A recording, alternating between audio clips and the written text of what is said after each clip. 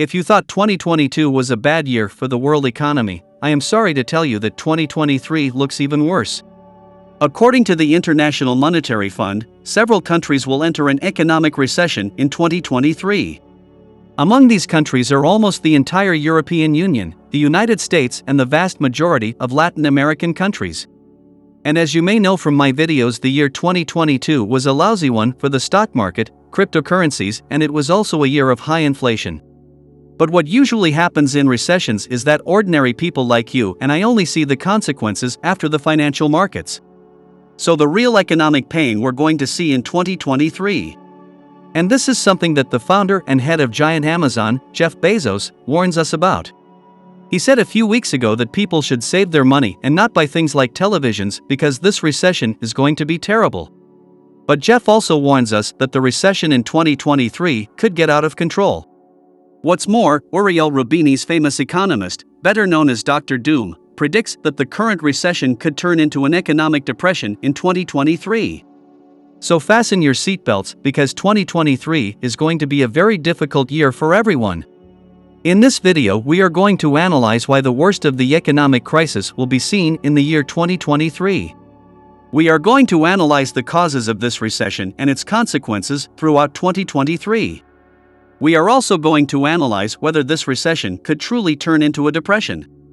And despite all the pessimism, be sure to watch to the end because I am going to tell you about the great opportunity that this crisis also brings.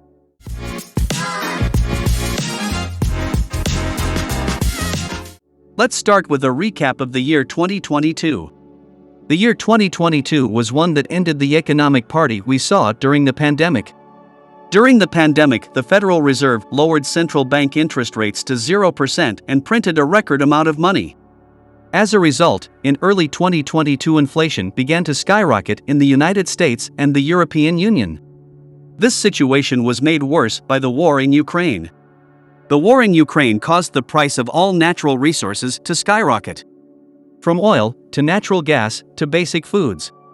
This amplified inflation in all its countries, and in the United States for the first time in over 40 years, inflation reached a record high of almost 10%. In order to curb inflation, central banks around the world aggressively raised central bank interest rates. Here in this chart you will see how the Federal Reserve raised central bank rates from 0% during the pandemic to the current level hovering around 5%. These central bank rates are what determine the interest rates on all debts.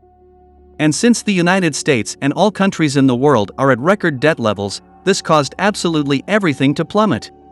From the stock market, to cryptocurrencies, to house prices. In simple words, the cheap money party is over. And to make it worse, the prices of all natural resources skyrocketed. Another problem is that China has not yet managed to tame the COVID and has had super tight confinement in their cities, which has caused logistical problems in the economy. So that about sums up the year 2022. As you know from my videos, the United States and the European Union went into a technical recession during the year 2022. And this is where the first detail comes in. A recession is only felt in the real economy months later. That's right, even though the financial markets have already fallen, you and I will only begin to feel the effects of the recession, and one of the first effects of the recession is unemployment. The first wave of layoffs has already hit the technology sector. Iconic companies like Tesla, Facebook, Google, and even Amazon have already started laying off employees. Thousands of people overnight became unemployed in the technology industry. But now the layoffs from the big companies are starting. For example, Walmart has announced layoffs, but also that they are going to close many stores, thanks to the economic situation, but also to the high number of thefts in their stores. That's right, Walmart has been seeing a record level of shoplifting, which is very concerning. But back to unemployment, as you will see in this chart, the level of unemployment in the US is relatively stable. And so the big question arises, why is unemployment still low? Well, this is something very common in a recession. That is to say, companies normally react slowly to an economic crisis and the real unemployment is seen months later. This happened, for example, in the Great Recession of 2008. The economic recession started at the end of 2007 and the beginning of 2008, as you will see in this graph, but unemployment only shot up in 2009 until it reached its peak in 2010. And that is why we are in a lull before the storm. The level of unemployment will only be seen during 2023, and its peak will probably be seen in late 2023. Moreover, these unemployment figures are misleading. It is better to look at labor force participation, which represents the percentage of people over the age of 16 who are employed. And here you will see that slowly fewer people have a job. 25 years ago, 3 out of 10 adults in the United States did not work, while now about 4 out of 10 do not have a job. If you are enjoying this video and want to be aware of new videos, subscribe to this channel and turn on notifications. That's why Jeff Bezos warns us not to spend on unnecessary things and save our money for when the storm comes. He believes that the recession in 2023 can quickly spiral out of control, and the worst thing that could happen to you is to be out of money and out of work. That brings us to the big question that comes out of this whole situation, and that is, how bad is the 2023 recession going to be? As I was saying, during the year 2022 the vast majority of countries entered a technical recession, but the vast majority of countries decided to ignore this recession and not call it a recession. That's right, this was already a political issue, but Joe Biden's government is not calling it a recession because according to them other aspects of the economy are still growing. Nevertheless, there is a consensus throughout the economy that recession is inevitable. This is said by the International Monetary Fund, the big banks, and even the U.S. mortgage agency known as Fannie Mae. But here the very important detail is that precisely as in 2008, recessions last between 12 to 18 months until society feels it. Therefore, it is estimated that the current recession will worsen in the year 2023 and will peak around the second or third quarter. Now I would like to explain why the recession will worsen in 2023. As I explained earlier, the first to react to a recession are investors. Investors always look to the future, and when they see fears of a recession, financial markets fall. The second wave of a recession begins to show with less spending in the economy. People usually stop spending and consuming as they did before. This as a result leads to lower profits for almost all companies. Less profits means that these companies invest less money in new projects and also start to lower their expenses to compensate. Less expenses means they are going to start laying off, as I already mentioned to you. But the third wave of a recession is when these layoffs start to affect the consumer's pocketbooks. That is, when the consumer has less income or is unemployed, they stop spending in the economy.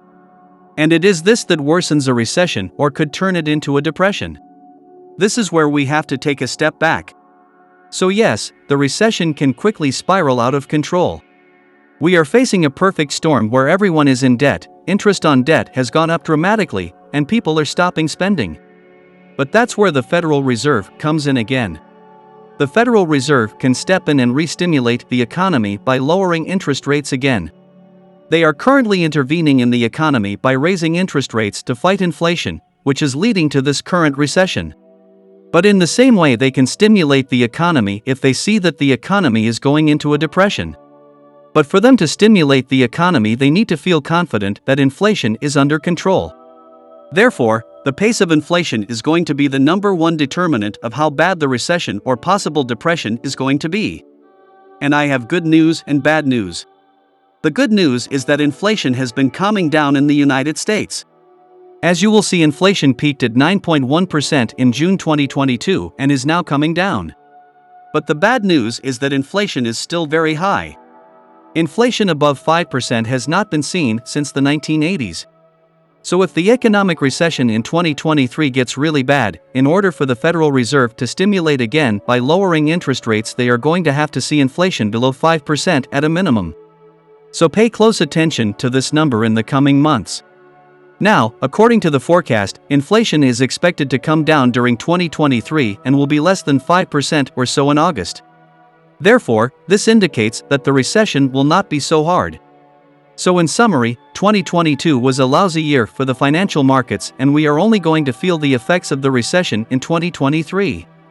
It is important that you save your money and don't spend on unnecessary things, because unemployment is going to go up and so is the interest on all those debts. But the most important element that will decide whether the recession turns into a depression or not will be inflation. If inflation goes down, the Federal Reserve will lower the central bank interest rates again, which would stimulate the economy and get us out of a very bad recession or depression. What do you think about this? Let us know in the comments. Thanks for watching the Money Street, And don't forget to click the subscribe button for more financial videos.